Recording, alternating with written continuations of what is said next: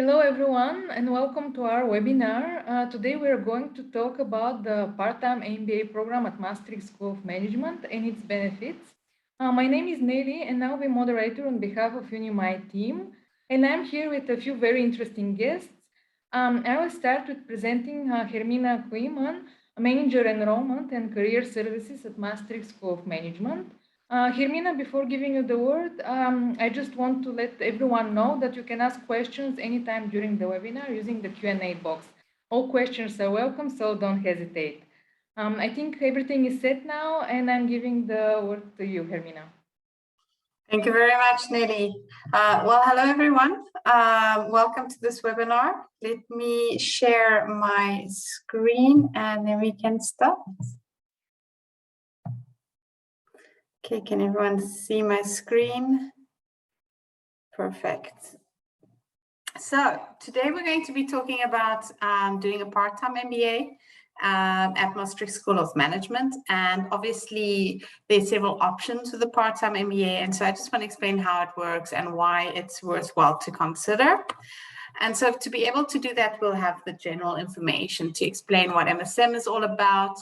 And then we will go through the program setup of our MBA before looking at why it's worthwhile to consider, summarizing everything we've discussed, regarding the MBA. And then we'll get to the more practical stuff like the financing and the application process before ending with some questions. So to start off with some general information, just a little bit about who we are. So my name is Hermina, and I'm in charge of the enrollment and career services at Maastricht School of Management, which means that I manage the department that takes care of the recruitment, the enrollment, the career services, the student services, and the alumni services. I'm also an alumnus of the Executive MBA, an alumna. I finished the MBA in 2018. So I also went through the process, so I can also give some in-depth experiences regarding that. Together with me today in the chat is Inka. Inka is the recruitment officer for the Executive MBA program and the online MBA program.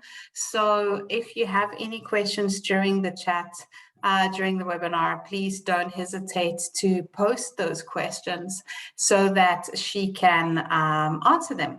Also, at the end, there will be a moment to ask the questions. So if there are any questions that was worthwhile to say again, to cover, don't hesitate to ask them so that the rest of the group here today can also benefit from that.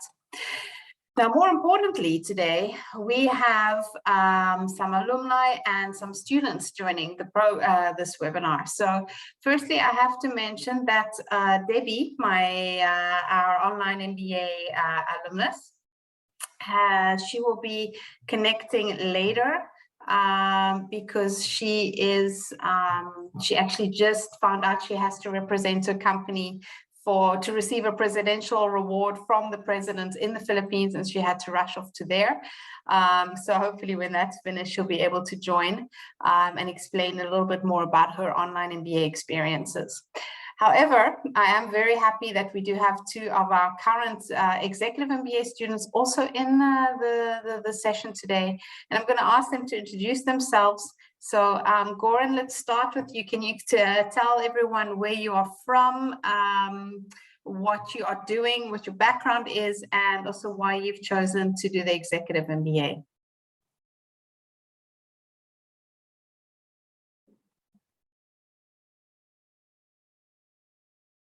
Goran, can you hear me? No, we have the mic on here. So, first of all, hello to everybody. I come from Bosnia. My name is Goran Radusin. And basically, already like in high school, I ended up my high school in Italy. So I have some experience living abroad.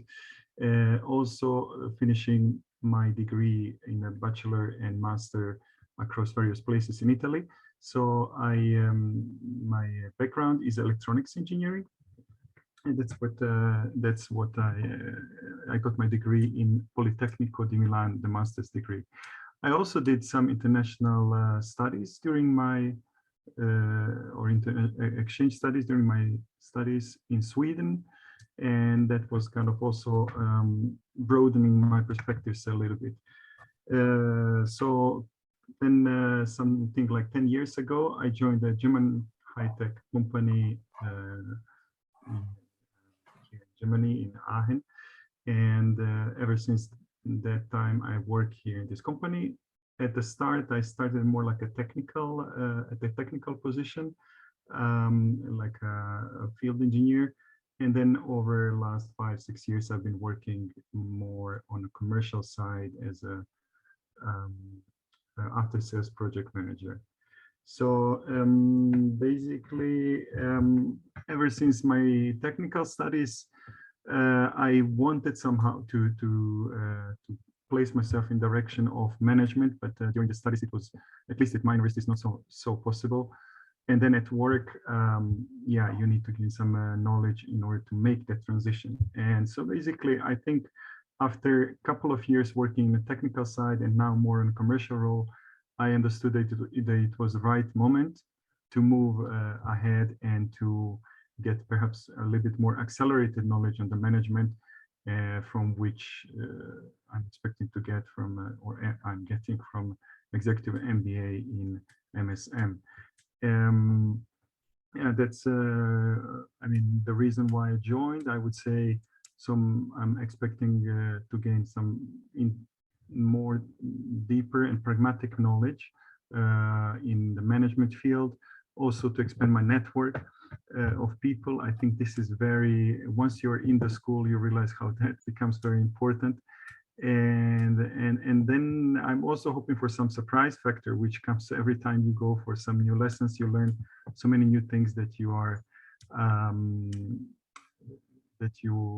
that it's kind of enriching you and maybe showing you some sides of yourself that you have not known. So I would say, yeah, from my side. Perfect. Well, we'll find out about some of those surprises during this webinar. Hopefully you'll share some of those experiences in more depth. But thank you for the introduction.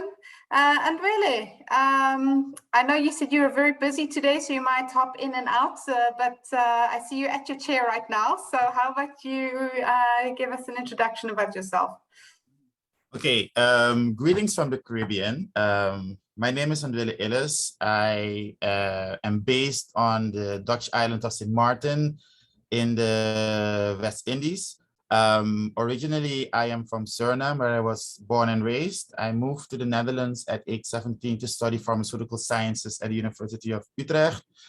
After I graduated, I started working as a pharmacist in Amsterdam. And I think from the start of my career in pharmaceutical services, I realized that the curriculum that we were taught did not really spend much time on the business side of running a pharmacy. And I became a pharmacist manager quite soon after my career started. And all the elements that we have been dealing with so far in the MBA have been addressed. Finance, management, entrepreneurship, all of these elements I had to deal with being a pharmacist without any formal training. So I knew from the start that I would eventually consider doing an MBA. But while I was living in Holland, for some reason, the opportunity never was there. I moved back to Suriname in 2015, started to work as a hospital pharmacist. And then in 2017, I moved to St. Martin, where I became the managing director of the hospital pharmacy on the island. In that role, I was confronted much more with the management and business side of running a business, of running a pharmacy, because from one moment to the next, all of a sudden I had to put my signature on financial reporting. And I had to report back to the shareholder, to the supervisory council, and a lot of technical questions were being asked that I had to answer. And that's when I realized, okay, you know, I've been postponing this MBA for 10 years. Maybe it is time that I should look into it. I think one important factor that really tipped me into doing this is that in 2019, I was joined by a colleague who is also a pharmacist, studied in London, and decided to do an executive master in healthcare management. And I observed her process, and I also observed her expansion of knowledge. And we spoke about it. And I said, I think I'm considering doing an MBA. And she said, you should, because we're dealing with insurance companies. We're dealing with the government that has policy changes, the insurance company that want us to change the infrastructure of the pharmacy and change the income streams and think about new business models. All of these things that most of my colleagues don't have to deal with. So all the triggers were in place to start the program. So I started looking for programs that could also accommodate me living outside the Netherlands and having to travel to the Netherlands to take classes.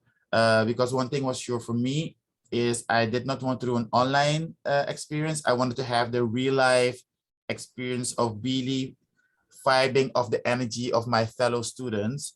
And I think the Maastricht School of Management structure appealed to me because I only have to travel to the Netherlands 4 times a year, which in itself is costly already, but it's manageable. And also the setup of the classes turned out to be beneficial to me. Up until now, I think everything that we've learned, I've been able to apply. Okay, I don't have to answer the phone. So that is the interesting thing about doing an MBA, is that all the topics are relevant, and you come back, you've done your classes, you get thrown back into the flow of work. You have to write your papers, so you have to find a balance. And you also realize that everything you have absorbed is utilized, and you're like, oh, I didn't realize that that was so relevant. So in short, I think doing the MBA for me is the best decision I've done. It's not going to expand, it's not going to improve my career opportunities because I am already at an executive level, but I just need this MBA to broaden my portfolio and make me a better stakeholder with the government and the insurance companies. Perfect. Thank you very much. So we'll find out a little bit more also about the structure and everything you've talked about now. We'll come back to that also in this presentation. But before we go into that, I just do want to give some facts about Maastricht School of Management. So we are one of the oldest business schools in the Netherlands. We were founded in 1952. So for those of you good at maths, that's 70 years ago. And we specialize in being generalized. So we only have a Master in Management program and our MBA program. And then the short course is also just focusing on general management topics. So unlike a lot of universities where there's a whole lot of other departments and faculties, this is what we do. So we specialize in that. Now, also very exciting, and I'll talk about that a bit more in more detail, is now since 3 weeks ago, we officially became part of the university.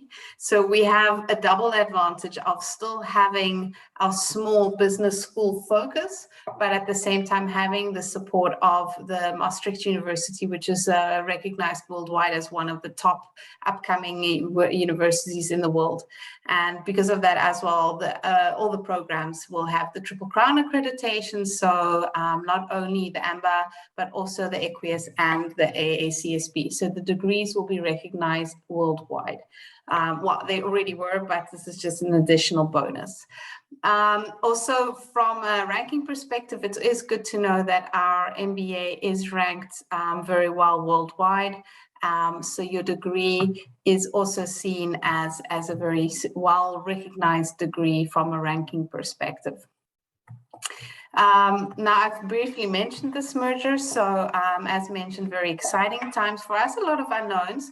And so when I do want to sort of have a disclaimer that everything I'm talking about today is for the 2022 intake. So if you are considering taking part in the 2023 program, Obviously, all of that, we will provide more information as soon as all of this has become more clear. But the information I have now, the prices, the scholarships, the program setup, all of that is based on the intakes taking place in 2022. So as mentioned, we've become part of the university, and there's a lot of advantages for our students thanks to that. One of it is we'll be moving to a new location in Maastricht, just 3 kilometers away from where we are, but it's a building that has been completely renovated, and it's actually the first university building in the whole of Europe that's been certified as a WELL building, which means that it's everything that has been done is to create, is to be more sustainable and to provide a better feeling of health and well-being when you are on campus.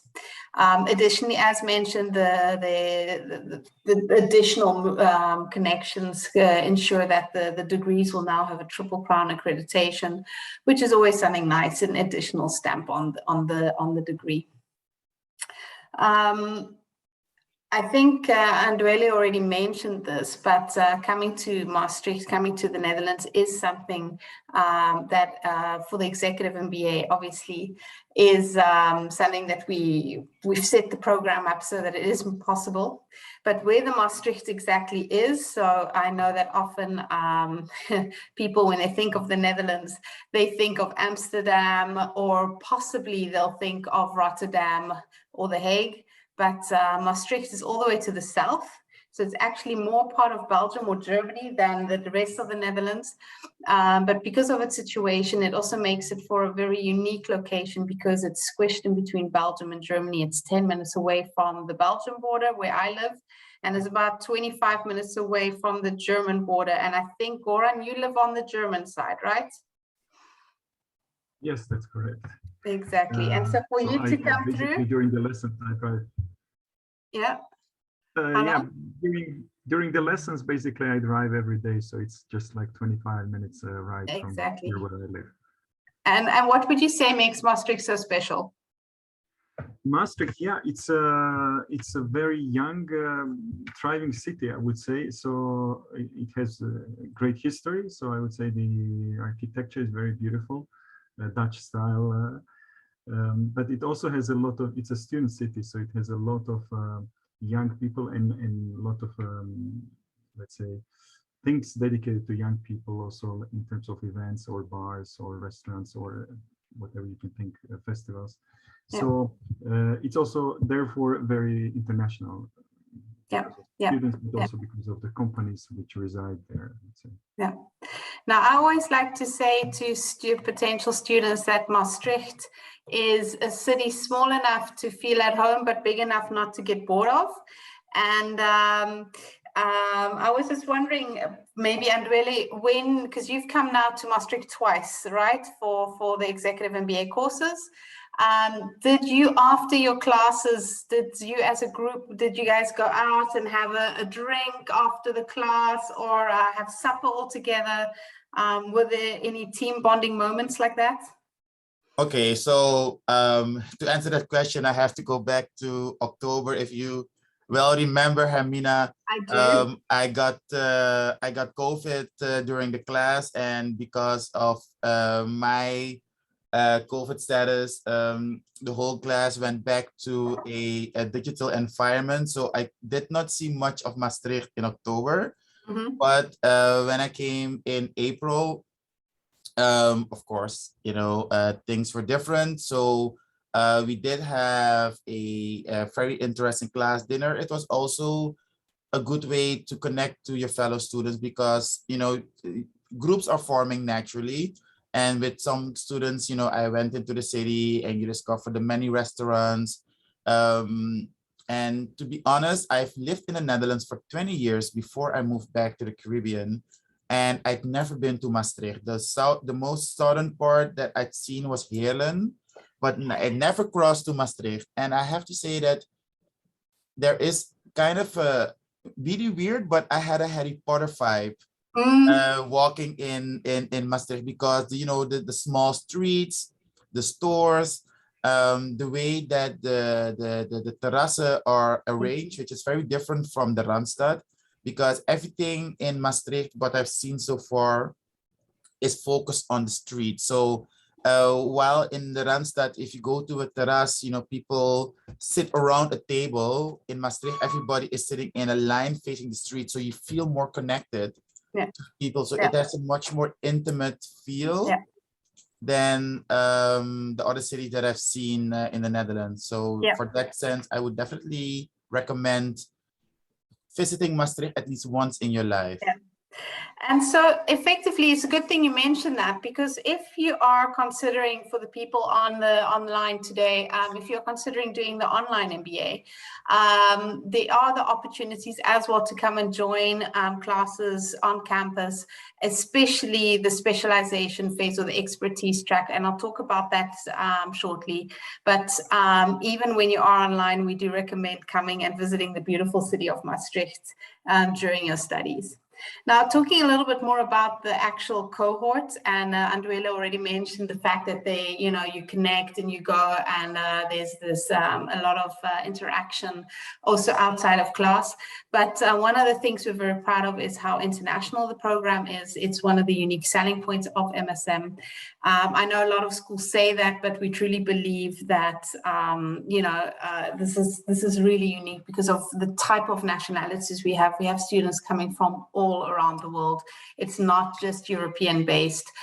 So it's very exciting to have people from each continent, from countries. Before I started working at MSM, I even had to Google those countries because I'd never heard of them. So it makes for a very challenging but enriching experience. And in the executive MBA class right now, Goran, I'm not sure how many people are there more or less in your cohort in total, everyone that's doing it at the moment? Yeah, I think we would be at the lessons around 50, 60, something like that in total. And I think from there, maybe we have like 30, 40 nationalities or something like that. From what I can recall. Yeah, it's pretty international, the whole school, and also not only in terms of students, but also of the staff. Very international school, I would say. And it's nice. I mean, in the coffee breaks, you get to know every time some different person, some different perspective. That's this enriching experience, and that's the power of networking. Yeah, you mentioned that just now, so that you realize how important networking has become since joining the program. And it is also one of the reasons why people do an MBA is because of the networking. Now, because Debbie isn't here right now, and she was going to talk about the online MBA from that perspective, I do want to highlight that even in the online MBA, there is a lot of networking opportunities, which sounds very ironic. But the online MBA do a lot of meetings online. They've got a lot of Zoom calls. They have WhatsApp groups. But additionally to that, there's a peer review process where there are weekly assignments that the peer group, that students have to upload onto a general platform, and then they have to react to one another's assignments. So it's a bit different to the executive MBA, but the advantage is, even though it's online, you create a real network and a real experience with one another. So hopefully Debbie will join later so that she can also share that experience with everyone. Now, let's talk a little bit more about the program setup. So I just want to clarify how this works. So the first thing is that we have one MBA. This MBA shares the same curriculum for a full-time MBA and a part-time MBA. The difference is that obviously the execution of this curriculum. So the full-time MBA, they come to MSM for 1 year, and they come on campus in Maastricht, and it's a 1 year, very intense course when all they focus on is the academic side of things. Today, we're not focusing on that, but if you are interested, we have done other webinars on that, or you can contact us directly and we can tell you more about our full-time MBA. The part-time MBA, as I've mentioned, there are two formats. There's the online format or the executive part-time format. Now, the online format is normally done 100% online. So you can do everything online. even your expertise track, which would then be in international business and sustainable development, or the blended online MBA. And the blended online MBA, as mentioned, is you do your courses online and you can do the expertise track at MSM. So you come in the second year in June to join the expertise courses. And additionally to that, on a case-by-case basis, if you, for example, feel you want to sit in the class for the finance course, well, this is something that can be discussed with the education officer in charge of the online MBA. For the executive MBA, it's something that happens on campus, but it's part-time. So students come to the campus 4 times a year for 8 days in a row, from the Saturday morning all the way through to the next week, Saturday evening. Which basically means it's 5 working days plus then the 2 weekends. And this happens in January, April, June, or July, depending on if it's the expertise or not, and then October. Now, I've added hybrid as a question mark in there because obviously the hybrid option still exists as long as COVID exists, in the sense that, like what Andrele said, if someone gets COVID, then we have the option to go online and carry on hybrid if necessary. So classes aren't disrupted because of that. So that's the program in a nutshell. Now, if you are hesitating between the MBA, for the online MBA and the executive MBA, you're not sure if you can come to Maastricht, you're not sure if doing it online will be better for you, we actually do have a quiz on our website. I think Inka will share the link also with you on our website for you to check it out if you want in the chat. But we've got a quiz which you can do which will sort of guide you and give you some recommendation on which would probably be better for you based on your preferences. So don't hesitate to try this out if you are hesitating. Now, as I've mentioned, because of the fact that the curriculum is the same for all 3, it does give you an additional flexibility. And I just wanted to highlight this because, especially for people doing the part-time MBA, we know that often you are very busy, and sometimes, you know, coming to MSM, say now you're doing the executive MBA, coming to MSM in April, it's just very complicated because April is your crazy busy month. Well, if that's the case, there are alternative options to follow the curriculum and have that course at a different time. For example, with the full-time MBA, with one of our partner schools doing the MBA in their country, or doing the online MBA, their course. And so all of these options are possible, and vice versa. So the advantage is you do get a maximum flexibility thanks to the shared curriculum. Talking about the curriculum has been set up as first covering some key themes that we believe are important. And so these key themes are also entrepreneurship, sustainability, and the industry 4.0 and the technical revolution that is taking place at the moment. And so you can see that the courses have also been included to cover that. Now, Goran, I think you have had how many courses so far? 6. So 6. The bottom 2 and the top 4. Okay, great. And talking about these courses, because obviously when you chose to do an MBA, you did look through the curriculum carefully. Which courses were you really looking forward to? I work in a commercial field, so I was definitely looking forward to accounting and finance, and that really opened up so many things for my whole understanding of even what I'm doing in my company. So, maybe while you are learning by doing at work, you just pick up some small things that you everyday use.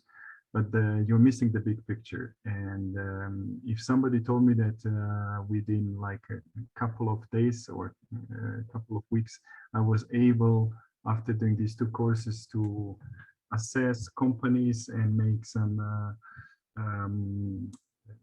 proposals how to deal in the situation, or to read the whole cash flow and financial statements, that I wouldn't have believed that one can learn in that short time. So that was for me definitely very useful. And maybe a big surprise was this course that we just recently did, was entrepreneurship. which is also something very interesting, and it was also an eye-opener for somebody who likes, and I'm also considering future maybe starting up something on my own. In this course, I mean, as in all courses, we have teamworks in the group teamworks during the lessons. That's where you do some stuff together. And for example, for entrepreneurship, we had to do to develop a business concept for a new company, for a startup company, and to roll out the whole plan. I think in 4 days that we were given to do that, I would not believe on the day one that one can do that, but this is this power, I think, of the teamwork and when you bring different minds and different people with different experiences, they complement each other, and then 4 days later you have a presentation you wouldn't believe you are able to do in that short time. And for the entrepreneurship assignment, did you still have to interview an entrepreneur? Yes, that's correct. Yeah, because I remember personally when I had to do that one, that was also an eye-opener, because it was a great way to really compare reality to theory and really see how sometimes what you read in books and what reality is not always the same, and then making that connection for the assignment. Personally, I also enjoyed that a lot. So yes, for me it was especially during the interview, I also like to hear this all these ups and downs that all the entrepreneurs go through, and because I hope in the future to be able myself to launch something, this kind of hints or this kind of experiences stay much deeper in your memory, or you perceive them much better when you have this kind of live discussion with somebody who already did it. Yeah, very true. And Andwele, I see you nodding. Do you have anything to add? You're on mute. Yes, okay, yes. So like Goran, okay, I personally, for the whole curriculum, based on the years that I've done, been in a management position, I'm looking forward to change management and leadership and organizational behavior. Just because, reflecting on my own weaknesses and strengths, I think that module will probably help me take a step forward in my managerial capacity. But I think the biggest surprise for me was also the phase of developing a business plan, because understanding finance, I deal with finance on a monthly basis, sitting with a shareholder and going over the monthly report.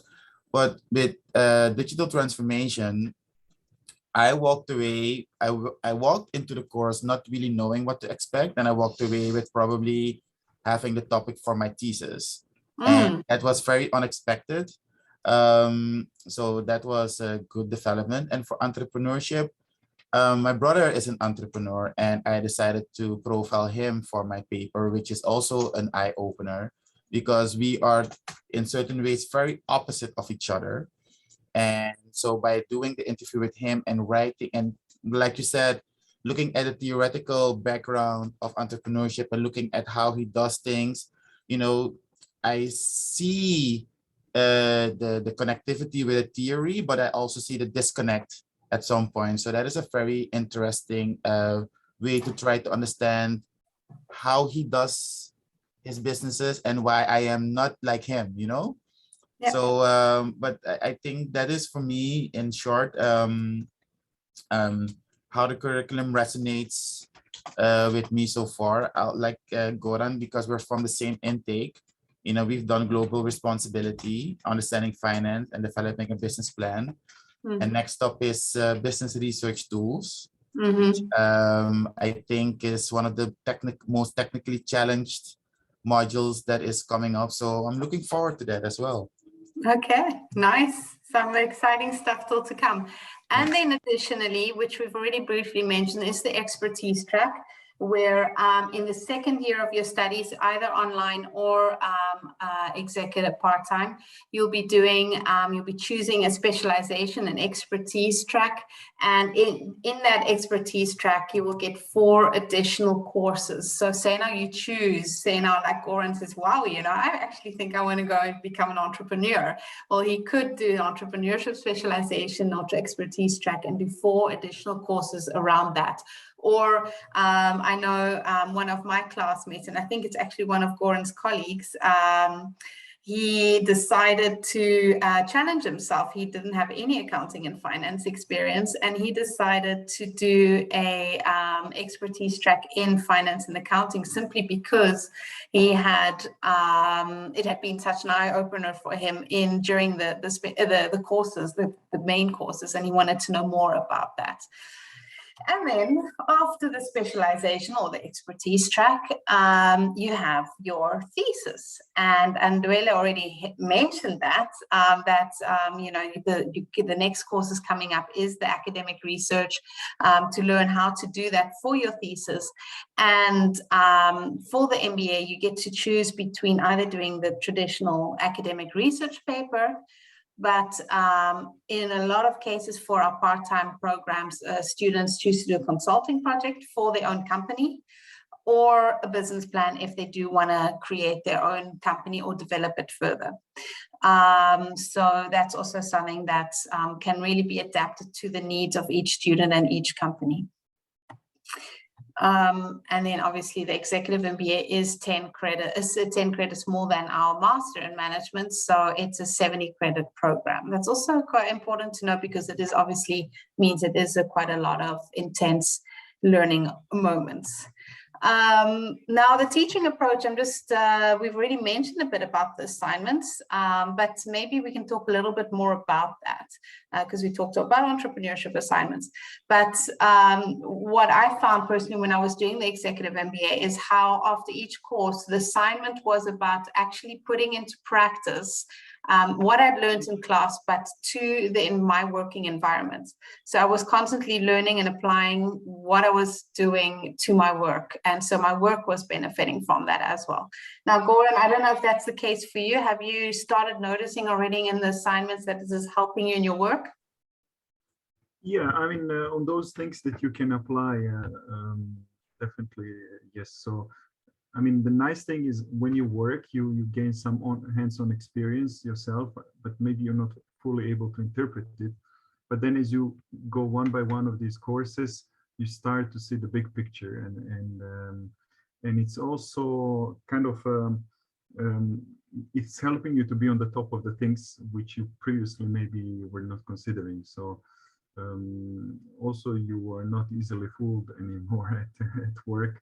Because you kind of have a more let's say helicopter view on the company and not just from the perspective which you used to work from. Yeah, exactly. And Ndwele, I don't know if you've got anything to add, especially since you mentioned through the digital transformation, you even walked away with an idea for your thesis. You're on mute. So I'm writing the course paper on the hospital where I work. And it is interesting because once I launched the survey, I decided, okay, it's digital transformation. Let me do an online survey because the assignment says you need to survey 10 people. I said, I want to do more than that and see what the possibilities are. So I have 35 surveys now that I analyzed. And then, you know, I got an email from somebody within the organization who was just new and who is kind of like a digital transformation officer, wanting to know why are you doing this and how can we benefit from each other. So it is, I think the interesting thing is that when you work in an organization like mine or, you know, your own organization, once you start applying what you learn into the organization, you also discover new layers within the organization that you were not even aware of. So now I know that we have somebody who, just a little background, the hospital is building a new hospital on the grounds. And in going to the new hospital setting, of course, the management is thinking about more digitalizing the services and logistics. So the guy started in the 1st of May. And so one of the first things he has to deal with is my survey. And, you know, he said, I see possibilities. So it is unexpected. But it is definitely an awesome idea to know that whatever you learn is applicable in practice. So that is, you know, what I have to add to Goran's words. Yeah, definitely. Now, also linked to that, now obviously for both of you, you started just before the next COVID phase when Omicron hit the world. So you haven't really had the opportunity to have some company visits. So hopefully that will still come in your next visit to MSM, which is soon, right? You're coming in July. Yes, I'm leaving in 2 weeks and I still have papers to finish. So it's gonna be time crunching. I've done that, don't worry, I know what you're experiencing, been there. Any case, so there's often some company visits or guest lectures or even simulation games, because once again, we want to keep it as relevant and hands-on as possible for the students and for the online MBA students. It also, even though it's online, still remains extremely hands-on through the interactive discussion boards, the weekly cases, the assignments, the guest lectures. Every second week on a Saturday, there's a Zoom call with the professor. And so there's a lot of interaction in that sense as well. It's not figure it out by yourself type of program. It's a supportive environment where you have a lot of interaction with one another. Now we've briefly mentioned the diversity, so I'm not going to talk too much about that, but I just want to highlight again that the diversity and the networking is one of the very big strengths of doing an MBA. And in our case, for the executive MBA, I know that when I was doing the program, there were even people that ended up creating a business together. So a lot of opportunities, a lot of professional new networks, and as Goran also mentioned, new perspectives. So all of these things will be very important and beneficial to you when you're studying an MBA. Now, if you are thinking of doing an online MBA, just quickly going through how it works. Well, obviously, the advantage of doing an online MBA is you do get a lot of flexibility in when you go through your coursework. So basically, each module, let's use marketing as example, consists out of 4 courses. So marketing, you have 1 week unit 1, 1 week unit 2. So you cover it in 4 weeks. During those 4 weeks, you have your weekly discussions and assignments. Every second week, you have a Zoom call. And then after those 4 weeks of classes, you've got 2 weeks that you have to work on your assignment. You submit it, and then you have just 2-3 days before you start the next module. So those 2-3 days are there to help you plan or read through the work for the next week and start preparing for that. So the advantage, obviously, of the online MBA is you can do it anywhere, but it is once you're on the train, it keeps going. So that is the way it's been set up, because one of the things we know from an online MBA is that if you let things pile up too long, or if you wait too long in between, you lose the momentum. And so that's why the program has been set up in this way. For the executive MBA, we've also mentioned that, so it's a much longer process. The cycle is longer, but it's more intense in the learning procedure, in that you've got 8 days where you cover 2 courses, so 4 days per course, while in the online MBA, it's 1 month per course. So it's much more condensed, but you have more time afterwards to actually absorb all the information and make it relevant to the assignment. So you've got then between 8 to 10 weeks where you work on the assignments. Like Andwele said, he's now busy doing his surveys, and then he's going to start connecting that. They've done the interviews for the entrepreneurs. And so that's when you work on the theory that you've learned in class. You take the time to really absorb it before then submitting your assignment, and then start preparing for the next module, ideally 2 weeks beforehand. But as Andwele also said, I've been there before. I know that often I was still rushing for the last few days to get everything done. So each course is different. Each person's time management is different.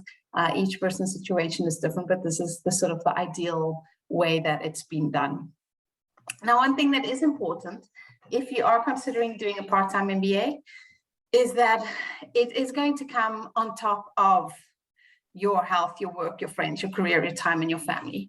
There isn't, it's not going to replace one of them. So it is very important to consider this when you are thinking about your studies. It is an intense study. It's going to take a lot of additional time. And so this is something that you will have to discuss with your family, with your friends, with your job before you commit yourself, to make sure that everyone is on board to support you when you decide to do this. When I started doing my executive MBA, my son was 6 months old. I discussed it with my husband and I said, I'm going to need your support. You're going to have to do the ironing and the dishes and the cooking while I am studying and slaving away. And he was totally fine with that. And thanks to that, I was able to really focus on my studies. But everyone's situation is different. So I don't know, Goran, in your case, did you discuss this with your work? Were they able to make time for you for that? Yeah, I mean, partially, yes. So somehow you have to set the environment for it. So, but in most of the companies, I would say people are receptive to, your manager should be, or usually is receptive to it because they see the benefit. Depending, for myself, yes, I got a certain time dedicated to attend the lessons, and a little bit kind of tolerance on doing it sometimes at work. But I know also other classmates who discussed it upfront with their employers, and they really got full either financial support for it, or they got like plenty of time to attend and lessons and to do the assignment. So if you prepare for that, and if you do good, if you sell it well to your employer, definitely they will consider it. I mean, it's beneficial for them as well. Yeah, yeah. And talking about that, if you look now on average per assignment, how long does it take you to prepare? How much time are you spending studying for your executive MBA? Okay, so let's say we have these group assignments that's during the modules when we are there. So that these days we are very busy. That's 4 days per assignment, 4 days per course. These days I would say we would be usually busy in the evenings, several hours. And then after that, when we are on our individual assignment, I'm not sure if I'm good reference, but so I spread it. I always have some lesson where some time where I reread what we did, and then I start digging in deeper. But I would say maybe something like a week, and if it would be full time, would be week and a half of full time. Let's say 8 hours per day. But of course, I wouldn't have that time, so it's kind of spread over 2 months. In the evenings or in the weekends, or maybe over, let's say today is a day off here, so I take some time to do that. Yeah. So it's definitely something that you have to a little bit sacrifice your holidays or your free time, but it's definitely manageable. Especially because you have, I think it's 2.5 months between each session, and you have 2.5 months for 2 assignments basically. So and Andwele, for you? You're on mute again. Yeah, so I'm mute again, yeah. For me, it's similar. I think it depends on a module. For example, I think the very first assignment that we had to write is also where you, if you haven't done any academic writing in a while, I think the first module that you will take is going to be the most intense, because you are questioning a lot of things, your writing style. How do you write 3,000 words, because I'm from as a pharmacist, I'm used to being very concise, and all of a sudden you have to expand. So the first module took me, I think 6 weekends, or no, 8 weekends, full-time writing and studying and questioning, like, what am I doing? I think with finance, it was similar, and the difference between finance and the other module was that with finance we had to do a lot of calculations and a lot of Excel work. So, and I knew that in order to keep the focus, I really spread out the preparatory work to get the data collected, and then the writing was 3 weekends, you know, so and it was really weekend work. With this current cycle, because I started relatively late because of work issues, actually whenever I have pocket of time, I write, and I read and I write, and it is like for example, this morning I skipped going to the gym, and I woke up at 5:30 in the morning, and I worked on my assignment until 7:30. You wake up at 5:30. Oh yeah, I always wake up at 5, so that's my colleague just stepped in. So it's not that I am waking super early, but normally my flow is I wake up, I go to the gym, and then I come to the office, and then I work, and then in the evening I write. Today I said, no, I'm gonna wake up, not go to the gym, and just spend some time like thinking about what I want to write and see if I can get it on paper. So basically you have to be flexible. Yeah. You cannot, yes, you can make a planning, and I think it is wise for those of us who are used to who have a structure. Having a structure is beneficial because you can plan your assignments, but if you are inflexible, it might also be an issue because you might be thrown a curveball, and then you really have to find, you know, you have to sacrifice some things once in a while. So you don't hang out with friends. You know, you cannot take that trip around the world that you really wanted to do for years because you need the time to study and write. So basically you need to be both structured and both flexible. From what I hear from both of you, it does resonate with how I experienced it as well. My personal style was to work often in the evenings from 9 to 11. You know, once we had eaten and my son was asleep, I'd take about an hour or two initially, like Goran said, start reading through everything and then brainstorming a bit and then starting to write as the weeks came on. And then also effectively, like Andrella said, some courses you just have to take on differently, maybe start earlier with the surveys or everything. So effectively flexibility and sacrifices will be required as well.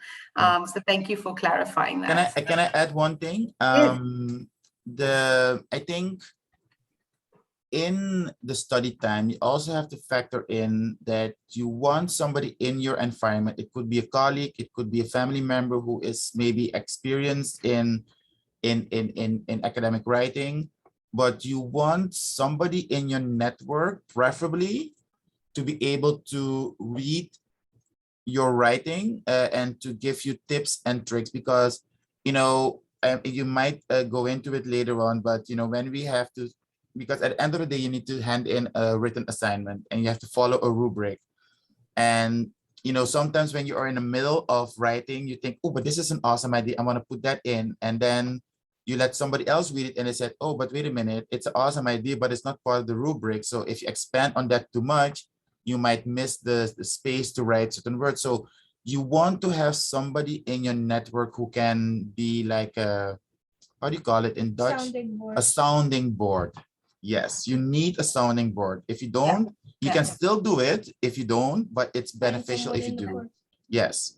Or, you know, what my colleague just said is, if you don't have a sounding board in your immediate environment, find somebody within the course that you can use as a sounding board. Exactly. That's what I was going to say. Now, during my MBA, we had WhatsApp groups that were support groups. And so we would start, you know, like, hey, how's it going with finance? I'm struggling with this idea. How's someone, you know, doing with that? And then we'd have a quick Zoom call and help one another. So that's also something that definitely I would recommend. So thank you for adding that, Andrella. Yes.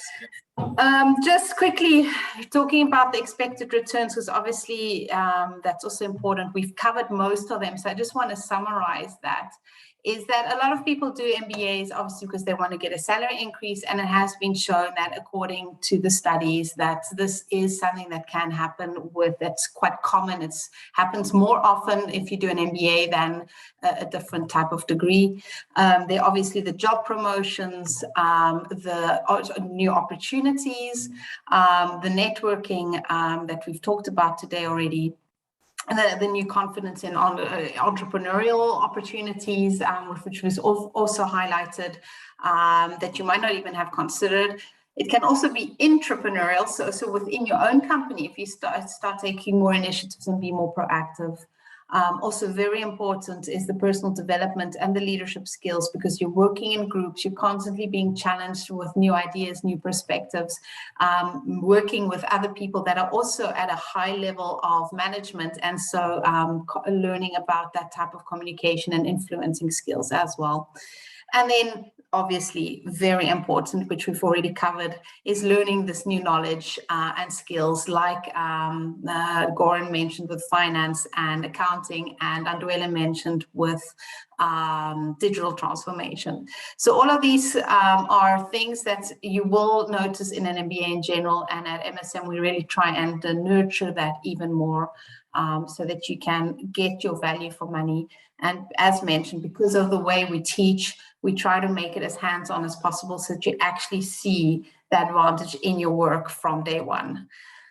Now, talking a little bit more about the financing. So the MBA, and as I've mentioned in the beginning, we are talking about this year's intake. So the intake starting for the online MBA in September and the executive MBA in October. So the tuition fee is 32,500 euros. Now that is quite expensive, and so there are some options that you can consider.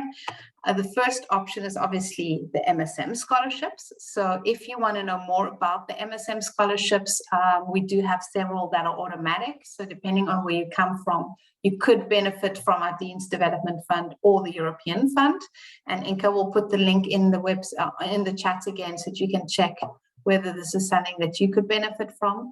And then we also have other scholarships where it is more merit-based. So the academic excellence, or the Women Ambassadorship Scholarship, or the Sustainable Development Goals Changemaker Scholarship.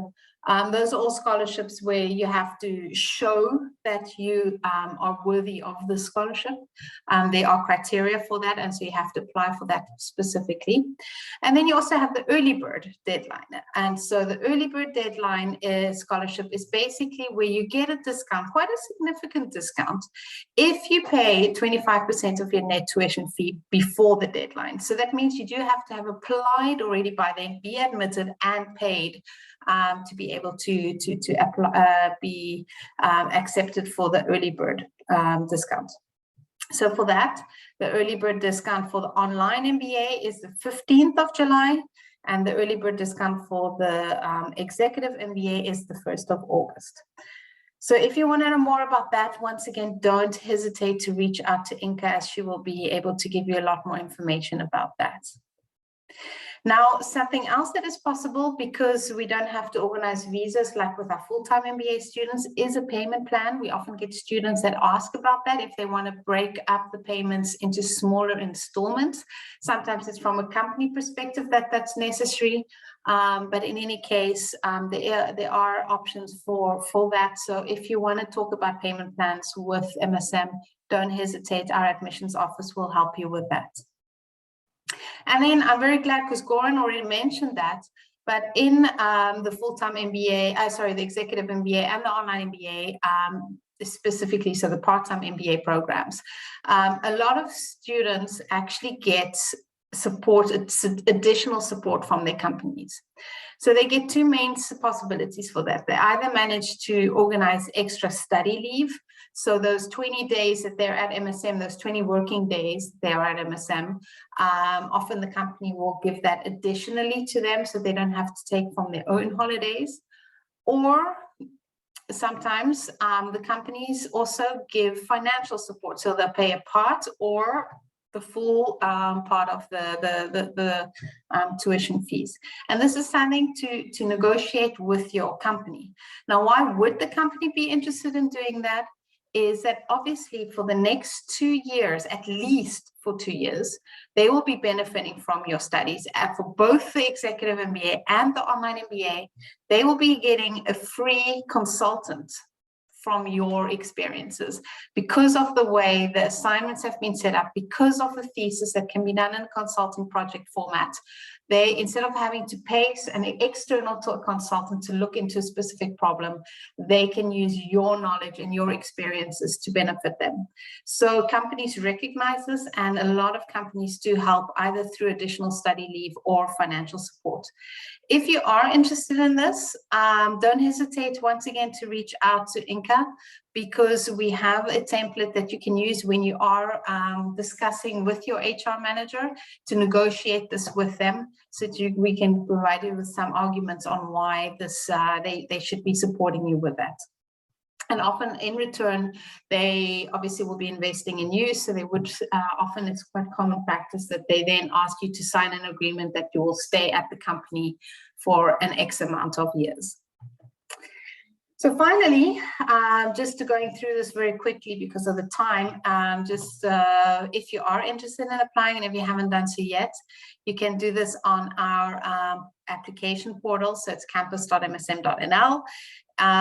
If you are looking at our online MBA, you would need a minimum of 3 years experience. If you're looking at the executive MBA, you need a minimum of 5 years of experience. And all the rest is pretty standard for business school, except I really want to highlight the fact that the motivation letter is something that we really recommend focusing on and making it as personalized as possible. We have some guidelines on our website, so if you are hesitating, don't hesitate to look at that, so to get some tips on how to write the motivation letter.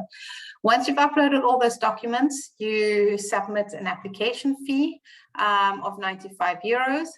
And then you will get, when everything is reviewed and has been confirmed to be okay, you will get invited for an interview with MSM, where we check your expectations and whether that matches, and whether your profile matches our program. And then the final step there is that once you are admitted, there is still one more thing that you will need to do, and that is to complete either the MSM leveling courses or a GMAT or a GRE. So if you are already in the process of doing a GMAT or GRE, then you won't need to do the leveling courses. But if you don't have a GMAT or a GRE, or you're not planning on doing that, then you will need to do the MSM leveling courses instead. And so the leveling courses are something you do once you are admitted, but before the start of the semester. So that's also very important to plan into your planning, because you need to be able to do that before you start the first day of the class. And so the leveling courses is 4 courses that are consist of finance, accounting, statistics, and economics. And you do this online in your own time, but you need to have passed all 4 courses before the start of the semester. So that's in a nutshell the application process. If you do have any other questions, don't hesitate to contact us. Once again, for the executive MBA and for the online MBA, Inka is our contact person, so don't hesitate to contact Inka or our admissions office if you're already further on in the admissions process. You can also chat with our students and alumni on our website. So we have a chat function. This is something that I would really recommend if you are considering joining MSM, because the chat function will help you to get a better feel for whether this is a good fit for you. You can actually talk to them about the experience, just like what Goran and Andwele did today, where they shared their experiences. Well, with the chat function, you can do that as well. Additionally, we obviously have a lot of media online, and so you can check out all the YouTube videos, also our previous webinars that we've given. So if there's an additional topic you really want to go into, you can check that out on our YouTube video. We have some master classes there as well that's worthwhile looking at. And then you can follow us on social media by the Facebook page or the Instagram page. And then finally, of course, we do travel, we do come and visit certain places. So if you see that we are in the area, please don't hesitate to reach out to us. If you want to meet us in person, let us know. If you are in the Netherlands or in Germany or in Belgium, we can always travel to you and have a coffee together and discuss your questions, or you're welcome to come to MSM. So there are a lot of flexibilities there as well. And that is it. I don't know if there are any questions for the alumni or for the students. Sorry, they're not alumni yet, or for me, Inka. No alumni yet, but on the best way getting there. Thank you, Amina. Just FYI, I added the invitation for our upcoming online MBA webinar to the chat. So those of you that are interested in attending, I'll be doing that one together with a colleague and another online MBA student. Just one question, maybe Goran or Andrele can mention that, because we discussed the diversity in the classroom, but could you tell a little bit more about the backgrounds from your professors? Yes, being, I'm from Suriname, and I think one of the biggest surprises when I started at MSM is that the faculty that I've spoken to, most of them were familiar with Suriname, and that speaks to the network of MSM globally, because I was, it is surprising when you go to a small city in the deep south of the Netherlands and you speak to people about where you're from, and they have a basic or deep understanding of the country because they have been there. They have taught there, they have had interactions with business leaders and with students. So that is a pleasant surprise. In terms of our professors who have been lecturing us, I've yet had to have a Dutch professor, which I think is interesting considering that MSM is a Dutch-based institution. We've had people from Italy, from Malta, from Spain, from South Africa, very diverse, very international, which also makes it easy to connect because everybody comes with a certain mindset of open-mindedness. And I think that is one of the strengths, I think, of the MSM faculty. Yeah, very true. I know, Goran, you also alluded to it just now, saying that the staff and faculty were international. Yes, I mean, from the very first day when you join in for introduction day, you start from, let's say, top persons in the vector and people under. They're all coming from different countries, as well as our professors, of course. So Andrele already mentioned some countries. I think we also had one professor from Mexico, from Serbia, from Ireland, from and it's just in 6 courses, I think. Yeah. So I am. It's always nice. Also, it's also experience to see how and if different people with different background, how is their teaching style, how they fit. I mean, the subjects are unique, but also how that personal experience or personal background influences the teaching style or the approach.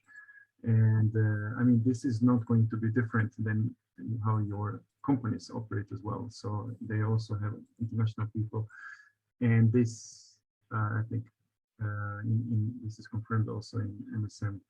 Yeah. No, very true. Just to reassure you, we do have Dutch professors as well. But it's. Yes, I think we will get one in the next module. Yeah. Vincent.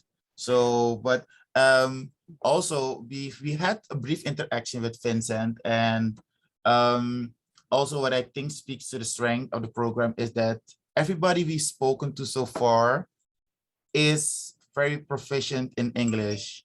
So even when you're being taught in a foreign language, and yet there is I have yet to experience the feeling of, oh, but I have trouble following this person's accent or whatever. I think, I don't know if that is part of your intake for professors, but everybody is well spoken.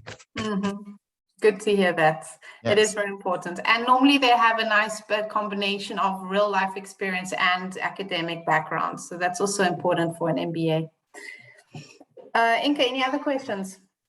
Just one more question for you, Amina. What happens if you miss a module in the executive MBA because of work or some other obligations? So as I mentioned in the beginning, regarding that, that's actually one of the strengths of the program is this maximum flexibility that you have, because the full-time MBA and the online MBA also follow the same curriculum. And so, I mean, that happened to me personally when I was doing the executive MBA. I couldn't make the first module in marketing because I was traveling at that time. And I was able to do it later with another class when it came around for them. So when the full-time MBA had their class, I know one of my colleagues actually went to, one of my classmates actually went to one of our partner institutions and did it there. So one of them went to Romania, another one went to Kuwait, and another one went to Egypt. So there's a lot of options regarding that as well, just to catch up. And I know then obviously also between the executive MBA and the online MBA, you can also follow a course online when it's necessary. I do have to add though that it's slightly more complicated switching between online and executive, simply because of the different process. So the online MBA takes much longer to do one course. So if you overlapping then your part-time courses, your executive courses and your online courses, that becomes quite a lot to manage at the same time. But it is something that we've had students do as well. So that's one of the advantages at MSM, is this maximum flexibility of catching it up when one of the other programs cohorts do the course, or potentially waiting when it comes around again 2 years later. So there are lots of options. Thank you, Amina. Do we have time for one more question? Yeah. In the chat, Amra, I hope I pronounced them correct. You're asking, is it possible to get a work permit during the education of the MBA program? No. Well, sorry, no. That would depend on you. So if you were coming for a full-time MBA program, then you would get a student permit. That student permit would allow you to stay in the Netherlands and study in the Netherlands. With the executive MBA and the online MBA, you don't get a student permit. You don't get a work permit. You have to use a tourist visa to come into the Netherlands to study. If you are looking for a job while you are there and you want to get a work permit, you need to find a company that is willing to sponsor you for that work permit. And that's for anyone international.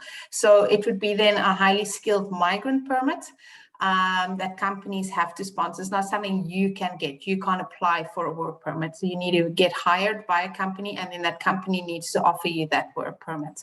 So it's not really linked to your MBA, but if while you're at MSM for your MBA, you take the opportunity to go and have an interview with the company because you're already in the Netherlands, so why not? And I have had people that have done that in my class, and then they were able to switch and start their, living or move their career through to the Netherlands. That is something that's possible, but it's not linked to the MBA per se. All right, perfect. Thank you. I mean, I think that's it for the questions. I answered some already in the chat. Perfect. Well, then I just have to say a big thank you to Goran and Andwele for being here today, for sharing their experiences. It's a real pity Debbie couldn't join, but as I mentioned in the beginning, it's not every day you get a presidential award for your company. So I will forgive her for that. But thank you very much, Goran. Thank you very much, Andwele. It was really nice speaking to you guys, hearing how well it's going so far. And I hope to see you in 2 weeks at Maastricht.